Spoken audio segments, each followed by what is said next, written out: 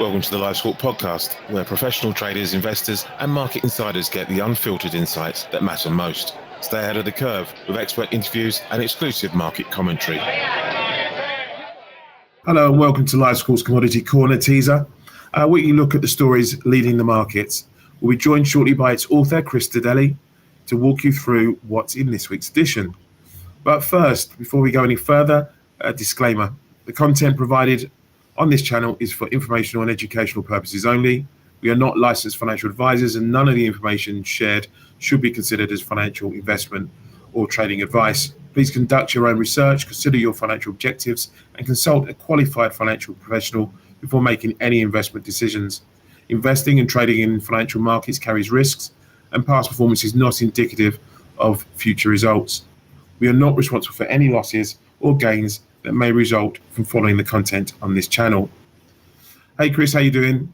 I'm doing well, Harry. Thank you. How about you? Yeah, well, it's been one of those tumultuous weeks, really, and I don't think it's going to get any easier anytime soon. Yep. If you could just give it a quick update on what you feature in this week's report. Sure. I'll be as quick as possible because I know that news is coming fast and furious today. So first and foremost, everybody and his brother seems to have an opinion about crude oil lately with all the fear-mongering going on. So I just wanted to give a relatively pragmatic view of that market and also dispel some of the rumors and nonsense that you've probably heard across both social and traditional media.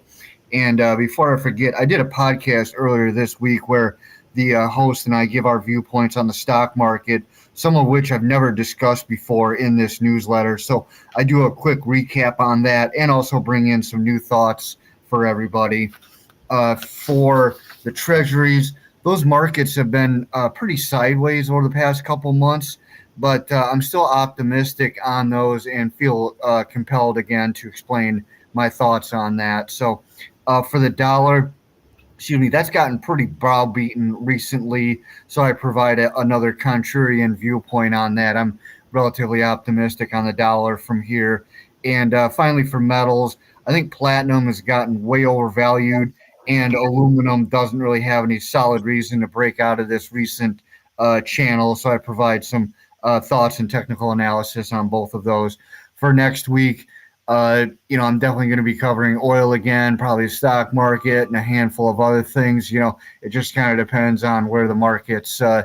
Obviously, things have been crazy and volatile, and like you said a moment ago, I don't believe that'll end anytime soon. So, no, we are in for it for the long term. I think in terms of volatility, we also had a couple of number of central banks out this week. I want to get your views predominantly on the FOMC. Was there anything in that shaped your view around the commodity arena?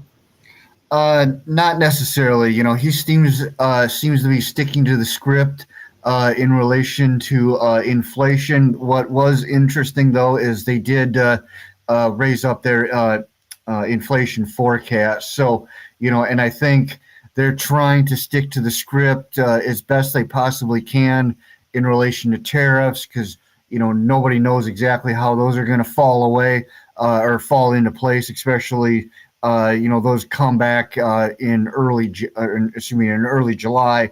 And also, the war throws a new clinker in the system, that nobody really knows how all of this is going to fall into place. So, he did not say anything that was really outside of his normal course of wording. If that makes sense. Yeah, sure. And again, we heard from the president yesterday. He wants to give himself as much space and room for diplomacy as possible. Again, we saw a reaction initially in the markets on this. And do you expect anything come in the short term next week? I think that his 2-week window is just a way to give himself some space to just kind of see, if the war just kind of goes steady state, or if they do start attacking us, any U.S. embassies or U.S.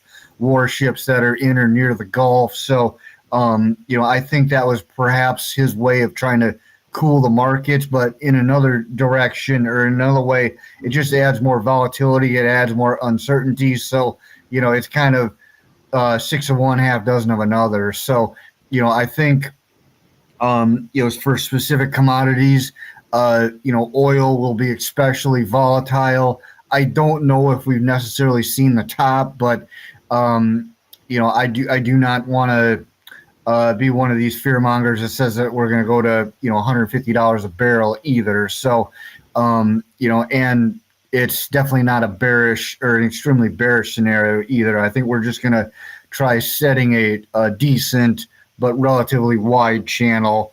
And also, that's going to be the same thing with the stock markets too. So, especially with the options expiration that we have going on today, that could, lead to some decent volatility over the next few days into early next week. And who knows what's going to happen with the war over the weekend too. So. Thanks for tuning into the Live Squawk podcast. Your edge in the market starts here. Subscribe now.